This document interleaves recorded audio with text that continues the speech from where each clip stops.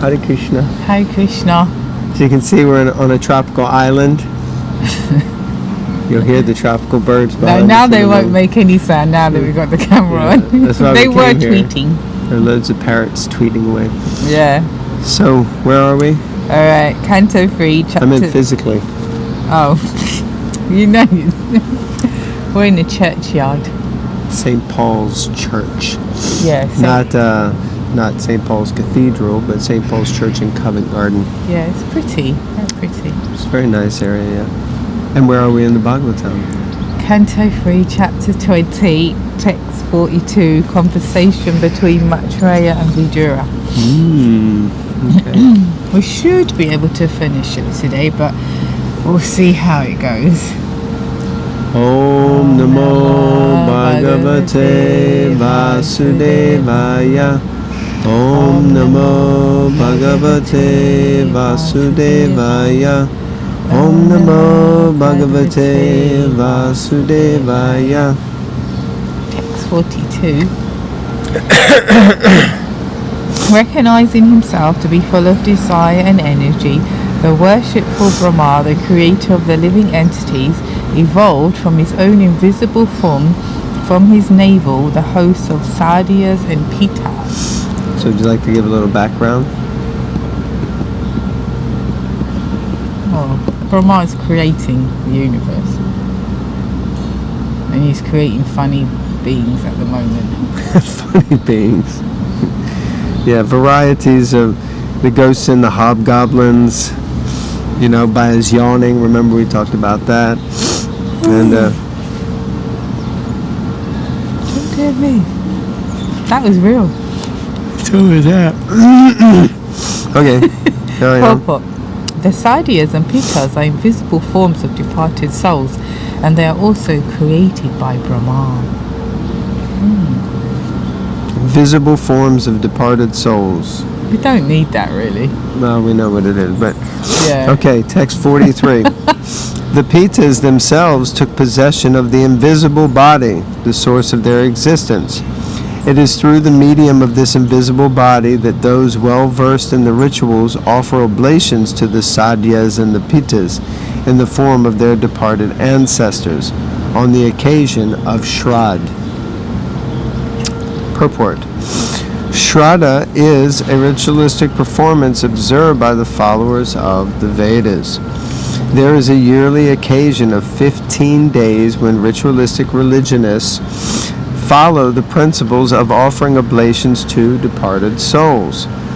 Thus, those fathers and ancestors who, by freaks of nature, might not have a gross body for material enjoyment, can again gain such bodies due to the offerings of Shraddha, oblations by their descendants.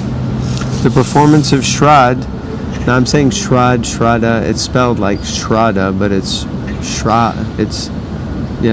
anyway. Often it's mentioned, it's called Shraddha. Or offering oblations with prasad is still current in India, especially at Gaya, where oblations are offered at the lotus feet of Vishnu in a celebrated temple. Because the Lord is thus pleased with the devotional service of the descendants, by His grace He liberates the condemned souls of forefathers who do not have gross bodies, and He favors them to again receive a gross body for development of spiritual advancement. Unfortunately, by the influence of Maya, the conditioned soul employs the body he gets for sense gratification, forgetting that such an occupation may lead him to return to an invisible body. The devotee of the Lord, or one who is in Krishna consciousness, however, does not need to perform such ritualistic ceremonies as Shraddha, because he is always pleasing the Supreme Lord. Therefore, his fathers and ancestors who might have been in difficulty are automatically relieved. The vivid example is Prahlad Maharaj. Prahlad Maharaj requested Lord Nrsimhadev to deliver his spiritual father. Sinful, not spiritual. Oh, sinful. Oh dear. Sinful father who had so many times offended the lotus feet of the Lord. The Lord replied that in a family where a Vaishnav like Prahlad is born, not only is his father, but his father's father and their fathers up to the 14th father back are all automatically delivered. The conclusion, therefore, is that Krishna consciousness is a sum total of all good work for the family, for society and for all living entities. In the Chaitanya Charitamrita, the author says that a person fully conversant with Krishna consciousness does not perform any rituals because he knows that simply by serving Krishna in full Krishna consciousness, all rituals are automatically performed. Here, here. Yes, so this is someone's burning something. Smell it. Someone's burning something. Someone's smoking. There isn't anyone around. No, it is. Man just walked. Oh, Yeah. So, yeah, so often, even amongst devotees, I guess, we hear that, doing these different ritualistic ceremonies, but actually, in one sense, and I'm reading Shiva Maharaj's book, Shuddha Bhakti Chintamani, again at the moment. I read it once before, a long time ago, but and he's really focusing and honing in on that book. Really looks at the principle of pure devotional service, Shuddha Bhakti Chintamani, how Shuddha Bhakti or pure Bhakti is like Chintamani, it's like touchstone. But there's also what's known as mixed or unpure devotional service, and that means that, okay, so I may have some faith in Krishna, but still I'm going to perform all these other rituals to kind of make sure, or just in case, or for some other purpose, not recognizing that, no, if I just simply, as Prabhupada says here at the end, if I just simply give my full focus and attention to serving Krishna, then he'll take care of everything. There's no need to perform any ancillary activities to try to satisfy the demigods or satisfy the pitas, because Lord Nrsingadev delivered Hiranyakashipu, and like you said, all of 14 generations before. So I've heard different things. Sometimes I hear 14 generations, but that's 7 in the past, 7 in the future, right? What have you heard? 14 back, 14 forward. Oh, 14 back and 14 forward. So there you go. We're hearing different things all the time. When we get to the 7th canto, somebody remember this. When we get to the 7th canto, we'll hear the answer. Right, text 44. Then Lord Brahma, by his ability to be hidden from vision, created the Siddhas and Vidyadharas and gave them that wonderful form of his known as the Antardana. Purport. Antardana means that those living creatures can be perceived to be present, but they cannot be seen by vision. Like an angel, maybe. Yes, that's the Siddhas and Vidyadharas. It'd be nice to really get these down and get even like a picture of all these different personalities and living entities, and like angels. But sometimes we think of the Gandharvas more as angels, but they're definitely winged personalities.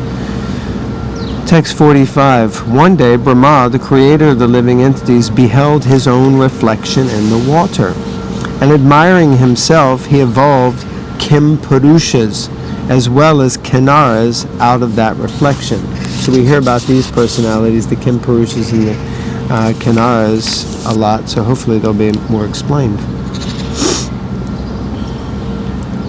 Okay, there was no purport, so I'll keep reading. The Kim Purushas and the Kinnaras took possession of that shadowy form left by Brahma. That is why they and their spouses sing his praises by recounting his exploits at every daybreak. Purport. The time early in the morning, 1.5 hours before sunrise, is called Brahma Muhurta. During this Brahma Muhurta, spiritual activities are recommended. Spiritual activities performed early in the morning have a greater effect than in any part of the day. Powerful. So it's true. I mean, of course, it's one of the first things you learn as, a devotee, an aspiring devotee. Yeah, you got to get up early and do your sadhana early in the morning. Before the modes kick in. That's right. I mean, even for me, I notice by like 7, 8, if I start late chanting, it's nothing like chanting before Mangalarti. And, recently we've been getting up even earlier. And, so just having that time to chant and then the day starts, it's like spiritual inoculation, injection, supercharges you. So, yeah, very powerful. Text 47. Once Brahma lay down with his body stretched at full length, he was very concerned that the work of creation had not proceeded again, and in a sullen mood he gave up that body too. Text 48. O dear Vidura, the hair that dropped from that body transformed into snakes, and even while the body crawled along with its hands and feet contracted, there sprung from its ferocious serpents and nagas with their hoods expanded. Wow, man. Text 49. One day Brahma, the self-born, the first living creature, felt as if the object of his life had been accomplished. At that time he evolved from his mind the Manus who promote the welfare activities of the universe. Text 50. The self-possessed creator gave them his own human form. On seeing the Manus, those who have been created earlier, the demigods, the Gandharvas and so on, applauded Brahma, the Lord of the universe. So he gave him some appreciation, support. Yeah, well done, well done. Text 51. They prayed, O Creator of the universe, we are glad what you have produced is well done. Since ritualistic acts have now been established soundly in this human form, we shall all share the sacrificial oblations. So you see, they were motivated in their appreciation because they'll share the oblations from the sacrifices. That's demigods, isn't it? That's demigods for you. Don't get struck by lightning. Purport. The importance of sacrifice is also mentioned in Bhagavad Gita, 3rd chapter, verse 10. The Lord confirms there that in the beginning of creation, Brahma created the Manus, along with the ritualistic sacrificial method, and blessed them. Continue these sacrificial rites and you will be gradually elevated to your proper position of self-realization, and will also enjoy material happiness. All the living entities created by Brahma are conditioned souls and are inclined to lord it over material nature. The purpose of sacrificial rituals is to revive gradually the spiritual realization of the living entities. That is the beginning of life within this universe. These sacrificial rituals, however, are intended to please the Supreme Lord. Unless one pleases the Supreme Lord, or unless one is Krishna conscious, one cannot be happy either in material enjoyment or in spiritual enjoyment. Unless one pleases the Supreme Lord, or unless one is Krishna conscious, one cannot be happy either in the material enjoyment. Nice. Not to get quick results from doing like fasting or this or that for the demi. Long-term, lasting, genuine benefit, we have to please the Supreme Lord. Nice. Okay, so text 52. Having equipped himself with austere penance, adoration, mental concentration, and absorption in devotion, accompanied by dispassion, and having controlled his senses, Brahma, the self-born living creature, evolved great sages as his beloved sons. Purport. The ritualistic performances of sacrifice are meant for material economic development. In other words, they are meant to keep the body in good condition for cultivation of spiritual knowledge. Okay, interesting. But for actual attainment of spiritual knowledge, other qualifications are needed. What is essential is vidya, or worship of the Supreme Lord. Sometimes the word yoga is used to refer to the gymnastic performances of different bodily postures which help mental concentration. Generally, the different bodily postures in the yoga system are accepted by less intelligent men to be the end of yoga, but actually they are meant to concentrate the mind upon the Supersoul. After creating persons for economic development, Brahma created sages who would set the example for spiritual realization. That's really, really powerful. A lot of nice verses today. So much nectar in Prabhupada's books. Any thoughts on that? Why don't you share what your nectar was? Well, let's see. First, I think it's interesting here that it mentions ritualistic performances of sacrifice are meant for economic development. And then Prabhupada says, in other words, they're meant to keep the body in good condition for cultivation of spiritual knowledge. So it's not that they should necessarily be abandoned. They should be performed in order to maintain the body so that we can perform, develop and cultivate our Krishna consciousness. If one is in an unhealthy condition, whether that be physically, mentally, emotionally, or spiritually, then spiritual progress is going to be hampered. So therefore, there has to be a certain level of self-care to look after ourselves to make sure that our physical, mental, emotional condition is good, so that we can cultivate Krishna consciousness. So in one sense, that means it's not material anymore, because you're doing that activity in order to be Krishna conscious. So you're connecting it with Krishna, which is, Prabhupada mentions here also, which is another important point about the principle of yoga. The end of yoga really is to become Krishna conscious. So that's the point and goal of yoga. And if doing asanas, as again it mentions here, performance of asanas is meant to help concentrate the mind on the supersoul. So again, yoga becomes spiritualized, not if we're just doing it so we have a nice fit body, but we're doing it so that the body is nice and fit so we can serve Krishna, or so that we can control the mind to focus on our japa, our chanting, our spiritual practice. Those were the thoughts of nectar that I was having. Okay, it's good. Thanks. Text 53. To each one of these sons, the unborn creator of the universe gave a part of his own body, which was characterized by deep meditation, mental concentration, supernatural power, austerity, adoration, and renunciation. Purport. The word viraktimat in this verse means possessed of the qualification of renunciation. Spiritual realization cannot be attained by materialistic persons. For those who are addicted to sense enjoyment, spiritual realization is not possible. In Bhagavad Gita, it is stated that those who are too attached to seeking material possessions and material enjoyment cannot reach yoga samadhi. Absorption in Krishna consciousness. Propaganda that one can enjoy this life materially and at the same time spiritually advance is simply bogus. The principles of renunciation are four. Number 1, to avoid illicit sex life. Number 2, to avoid meat eating. Number 3, to avoid intoxication. And number 4, to avoid gambling. These four principles are called tapasya, or austerity. To absorb the mind in the supreme in Krishna consciousness is the process of spiritual realization.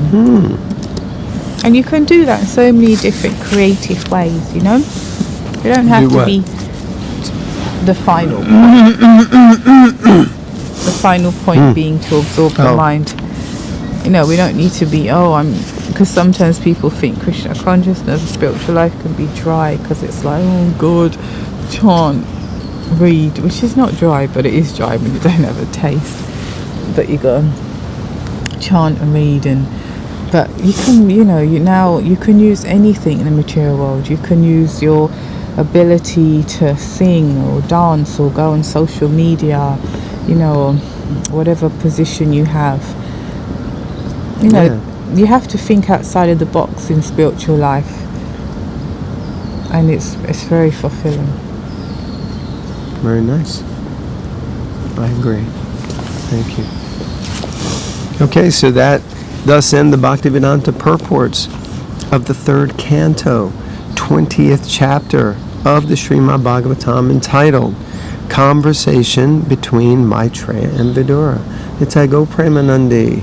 Not like the goal is to get to the end, but the goal is to read. And it always feels nice and like, wow, another chapter we've read. What's next?